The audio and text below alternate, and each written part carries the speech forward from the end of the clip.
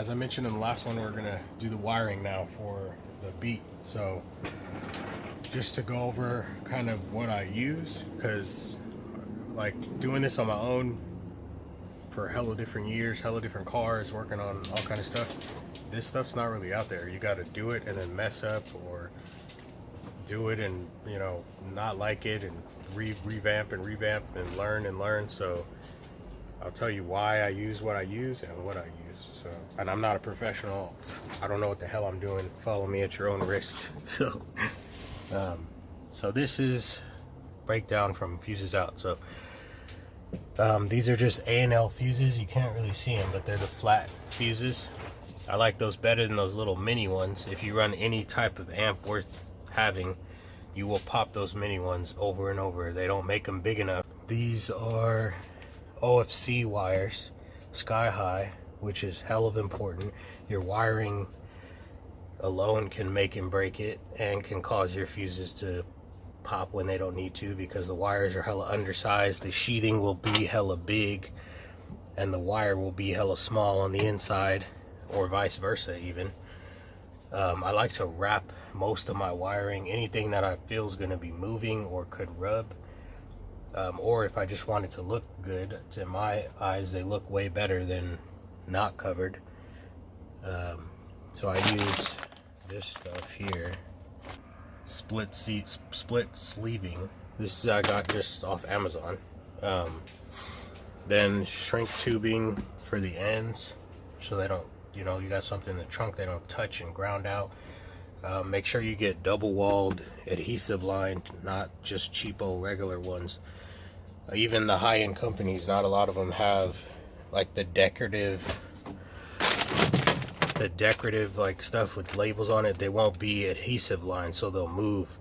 So what I do is I just double them up if I want that name on there. So what else? So your lugs too. You want cheap lugs. You want real copper lugs. These are just Adele clamps, and then RCAs, which are hell of important too. That's what sends the sound to your amp. So you run cheap ass RCAs, unshielded, you know, depending how you're running your rest of your wires, you can get interference. Your battery is also hell of important.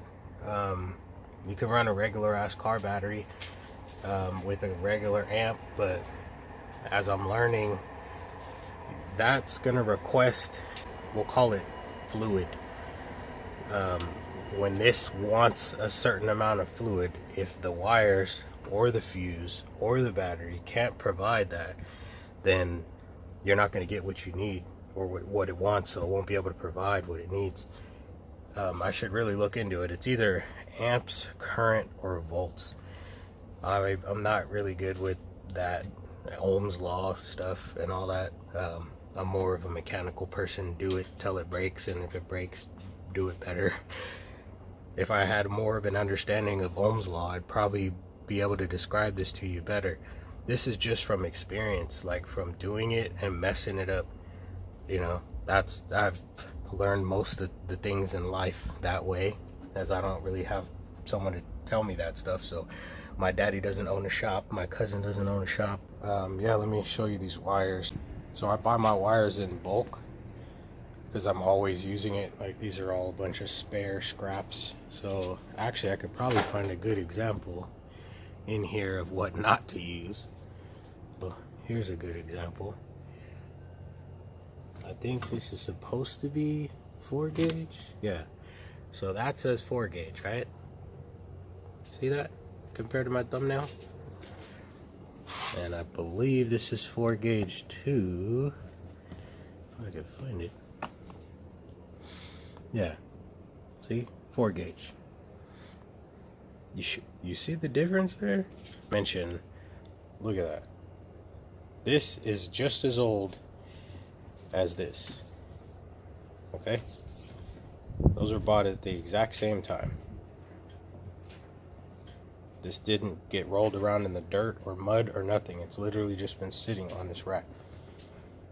So it feels like almost sticky over time it's going to get super sticky. That housing's going to feel like crap. And since we're in here, totally random, but we got tires, because the tires on there are like 15 years old. So yeah, all right, enough talking. It's time to get to work.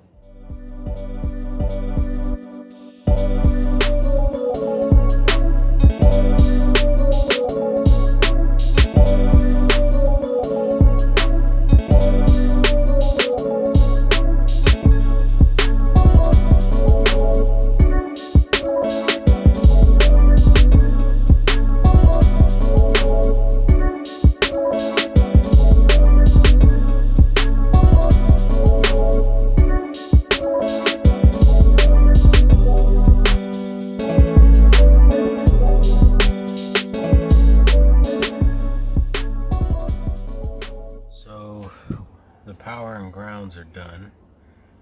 Still trying to figure out how I'm going to mount these wires. I like that, but I don't know. Plus you won't see it when the speaker's in there, but ground's done.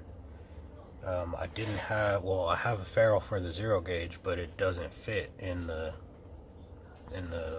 distribution block, so I didn't get any for the 4 gauge, so it is what it is. But yeah, I'm about to finish up the rest of this wiring, mount in that amp, because the big one's not screwed in and that little one's not bolted in all the way either. I'm gonna run the wires for those, which I'm debating whether to redo. I don't know yet, we'll see. I kind of don't want to do that right now, but yeah, that's it. Back to it.